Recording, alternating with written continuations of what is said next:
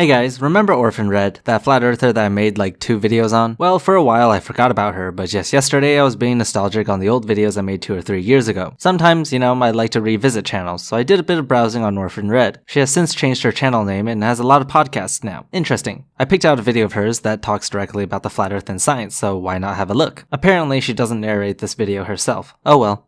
Let's talk about truth, belief, knowledge, and the flat earth theory. The flat earth is basically the antithesis of all of those.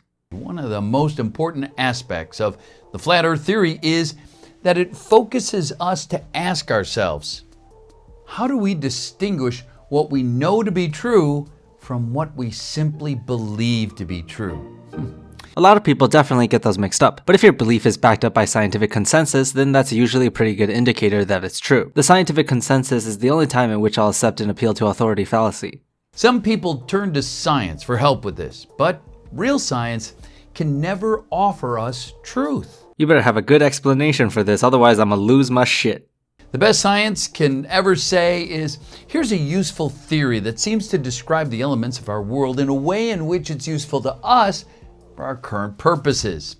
The conclusions drawn aren't truth. They're simply our best understanding of our reality based on the limited information we have available to us in this particular moment. Okay, well, you said it yourself, that science gives us the best understanding of reality based on the current available information. Please tell me, what could possibly beat that? I mean, sure, I can understand when you don't want to call facts on certain scientific theories, because even if we're 99.999% sure, it's still not 100%, but that's kind of going a little overboard in my opinion. By that logic, nothing can be considered a truth, and therefore the word truth would have no value in existing. Besides, science is a method, which is somewhat separate from the conclusions made from it. When flat earthers try to use certain experiments and whatnot to try to prove the flat earth, that's technically science. It may be incorrect science, but it's still science, because you are looking for evidence to back up a hypothesis. Well, I guess for you guys it's more like backing up a pre-made conclusion, but it's similar. Anyway, what would possibly be better than obtaining the best conclusion based on the currently available information? Please enlighten my soul.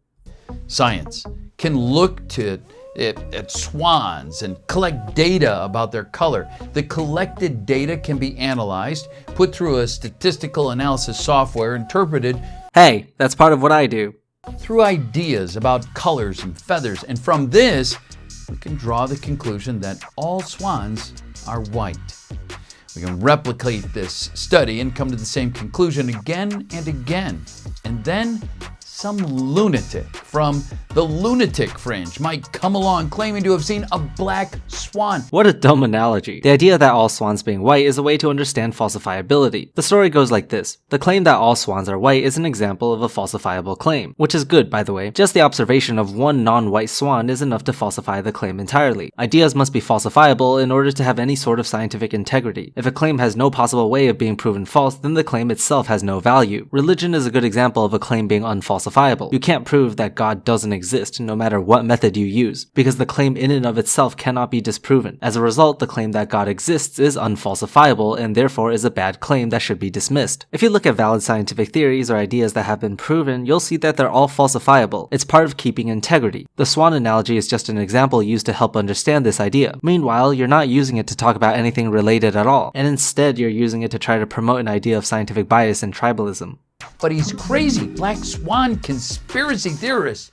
So science, as it's practiced today, will ignore him or simply mock him and ridicule him because we don't have the time for a meeting of the Black Swan Society. No, the point of falsifiability is that if a black swan were discovered, it would disprove the hypothesis that all swans are white. The person wouldn't be dismissed or classified as a conspiracy theorist. That's not how science works. Science works with integrity. There have been plenty of hypotheses disproven in the past due to them having room for falsifiability, and then evidence against them were presented. For example, Lamarckism, the idea that organisms gain traits based on what they needed, and spontaneous generation, the idea that complex modern life forms can come about through non-life material. There have been plenty of superseded ideas, but that's what makes science so good. We correct information based on new evidence, so what we know is always evolving. Of course, there are certain ideas that have been proven so much that they're basically fact now, and it would take a lot to falsify them. Things like the Earth being round, for example.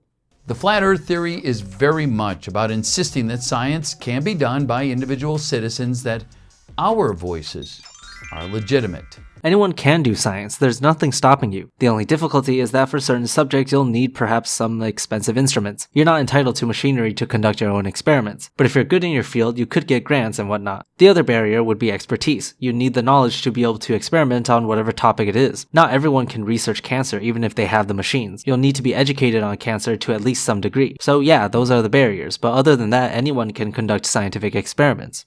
It's about freedom of thought, to establish for ourselves what we believe to be true. I mean, yes, you're free to establish yourself what you yourself believe to be true. I mean, who else is going to determine what you believe if it's not yourself?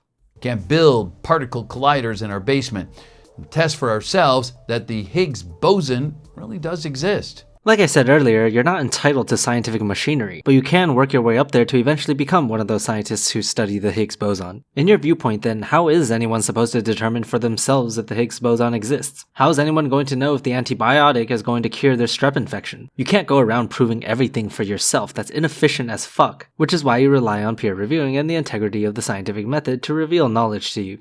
It's about the power to dissent, to refuse to conform to groupthink, to refuse to pretend to believe in what the group and its leaders have decided we should believe, what we must believe in order to be respected as equals in our societies. And what does the group leaders here have to gain from telling you things like eating too much sugar can lead to increased chances of diabetes? I mean, it's not like it's wrong, and even if it is, why?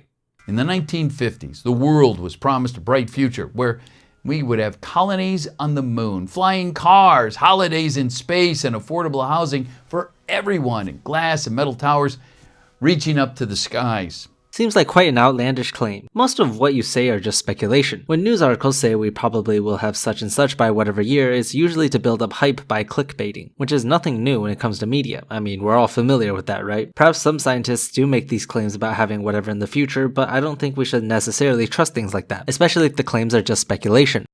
Instead, many people find themselves in a dystopic condition today, drowning in debt from a 30-year mortgage for houses not much improved since the 50s, or tiny apartments in glossy high-rises that cost them 50% of their income in rent and no hope of ever owning their home. Is that the fault of science or scientists? And yet, our institutions keep promising us, give us more taxpayer money in another 10 years, we'll fly you to the moon for a well-deserved adventure. What in the world does flying to the moon have to do with any of those things you listed? Did this suddenly just turn into an attempt to insult liberals or something? I don't see the connection. But at the end of the 10 years, another 10 years are found to be needed. And in the 67 years since the Americans have landed on the moon, supposedly, we have yet to send anyone back for a holiday.